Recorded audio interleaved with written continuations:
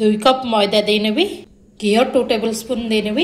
सब जाक मिक्स करनेबी टे लुण दे पानी देकी डो प्रस्तुत करनवा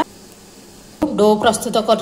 15 मिनिट रेस्ट करने छाड़ी नवा चीनी 2 कप देनेबी गुजराती नहीं 2 कप पानी देनेबी चिपचिपिया सीरा प्रस्तुत कर कि लेंबू चुपुड़ नेबी कि डो नवा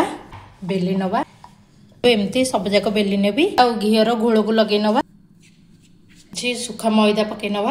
आउटे रखनेबी रोल करनवा एमती प्रेस करनवा गजा बेली नहीं घी गरम कर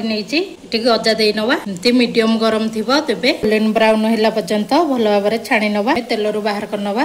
प्लेट रे रखनवा कुसुम सीरा नहीं गजा गुड़िक पकई नेबी